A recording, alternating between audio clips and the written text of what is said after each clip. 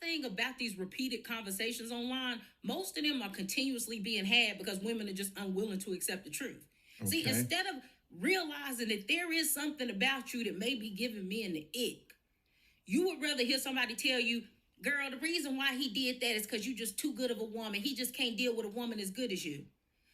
No, he just don't like you. It's that simple. He didn't like you. He thought he did, got to know you, and he decided he don't like you. He simply changed his mind. Say it with me. Changed his mind like everybody is allowed to do.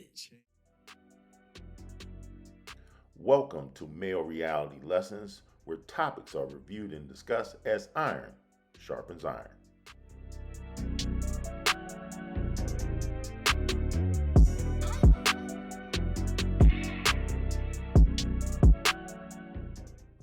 Greetings. Before we step into today's video, please take a moment to like, share, and subscribe to Male Reality Lessons. We're a new channel and we're trying to grow. On today's episode, we're going to identify some key components into being a man and a leader. And in turn, this should give you enough guidance and appropriate understanding on how to select a mate to establish a strong family. A woman has to be able to follow your lead, but you as a man must understand some core concepts. Man has to be structured, disciplined, have guidance, and understand what his purpose is in life in order to get somewhere to be a positive impact on your family as well as the community at large. I don't know why I didn't think about this until today.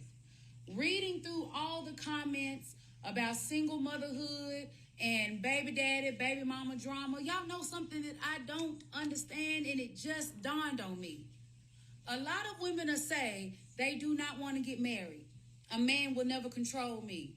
My life will not be centered around a man. I don't want to attach myself to a man to have to always worry about what he wants and what he thinks. I don't want to get married. These are the same women that are having babies with men and then being upset that their life is controlled by the baby. And then they're not blaming the baby. They're saying, he left me to raise this baby by myself. You are a bare minimum dad if you only do every other weekend. You are barely paying your child support, and it's making it hard on me. The kids are sick, and you won't take off of work to come and help me with the kids. Y'all realize what y'all asking for, right? A husband.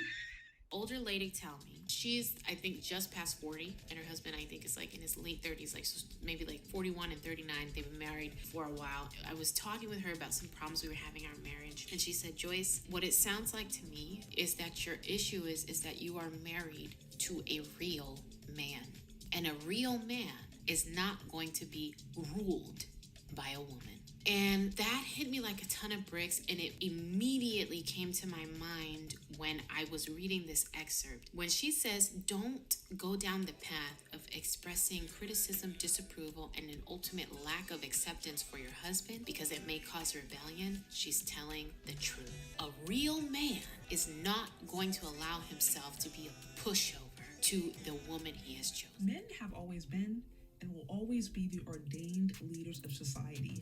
And no amount of social progress will be able to undo the order that God himself established. You know, the funny thing is that we know this on a very instinctual level, because the very women who are resistant to the idea of male leadership in any capacity are also the same women who will go around and complain about not being protected. And men need to pay all the bills and insist on men proposing, insist on men being chivalrous. Like, so on an instinctual level, we know that there are things from men that we want. When danger happens, this whole independent thing usually goes out the door. If you're in a room with men and danger happens, you are looking to that male to step up and protect you. And when it doesn't happen, all of social media hears about it. So we know this on an instinctual level. We know this. We are hardwired to understand this. But when it comes to now how we function and operate together, these walls come up. Now, what I'm not saying is that women are meant to be controlled, subjugated, have no voice, they are second-class citizens, they are just eternal children, and that they themselves also don't have unique leadership qualities in areas where they themselves can lead. I'm not saying that. But what I am trying to establish is that men are the foundation. They are the ones that help establish, form society, and a healthy view of men and a healthy understanding of how men and women work together is foundational to a thriving community. It's important to understand the value that men have to society. Even if we think of the creation story, right, between Adam and Eve. Adam came first. God created Adam, had him establish the garden, had him name things, had him maintain it. He essentially set the foundation before Eve came along. And whether or not you think that story is literal or figurative, however you read it, there still are some principles to glean.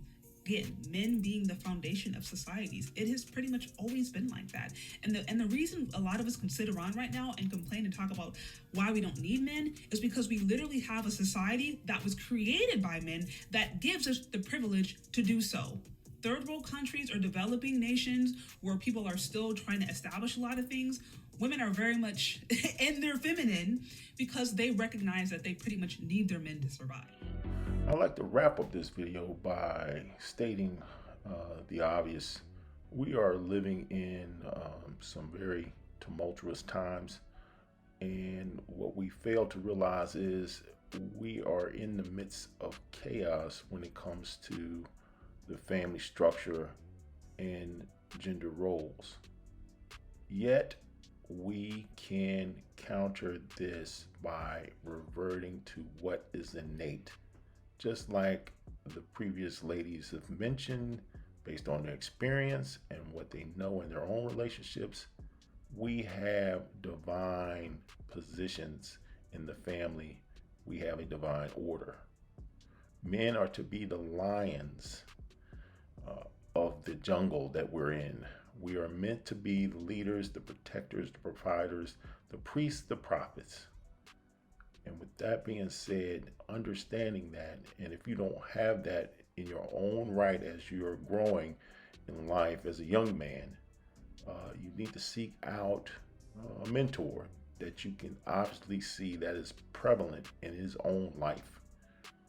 Always look to examples of success and surround yourself around people who are successful in all endeavors in life.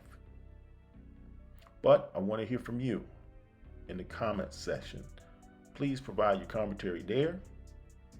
As always, thank you for watching. Please subscribe to Male Reality Lessons and have a good day.